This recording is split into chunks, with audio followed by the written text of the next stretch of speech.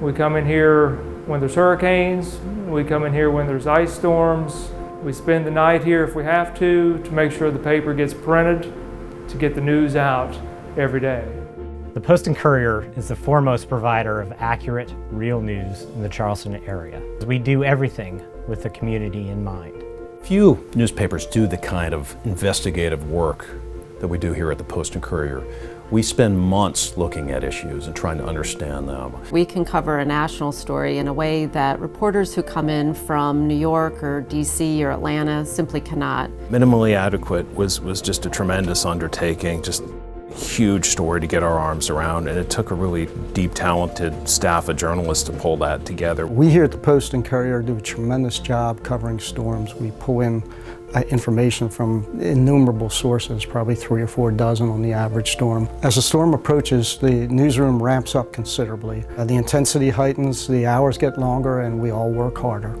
2 of us write about healthcare here. We understand that the policy decisions made in Columbia and made in Washington by our elected leaders directly impact people who live right here in the Lowcountry.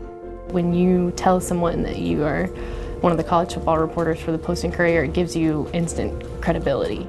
Stories like the tire failure story are the types of stories that the Post and Courier does that I think, are what makes newspapers important to the community where they exist. We're talking to lawmakers from all over South Carolina. All of them read the Post and Courier. Many of their constituents read the Post and Courier, whether they are from the Charleston area or from elsewhere. And we're covering issues that have relevance to the entire state.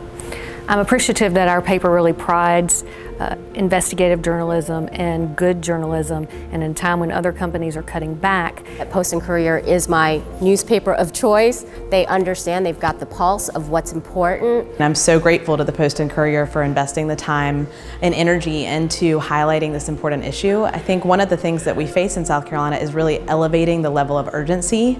The event is of value to the community, and it's really an opportunity for folks to come together and hear about topics that are front and center, and I think the Post and Courier's leadership on this effort is something that should be commended. Partnering with the Post and Courier, which is as respected an institution as you're going to find in this region, is really valuable to us. I mean, it helps us get the word out, helps raise our visibility. You're doing important work. We like to feel like we're doing important work, and it's great that we can be seen as doing some of that work together. But most importantly, it's really about telling those stories that can connect to other leaders in the community to really understand best practices. We're in an industry that's shifting a lot, and there are all kinds of metrics and things you can value. And I think that what we've sort of prioritized is having a deep relationship with our readers and a commitment to our community. And I think that not everyone in the industry really has that focus. And I think it matters because there are stories that wouldn't have been covered if not for this paper.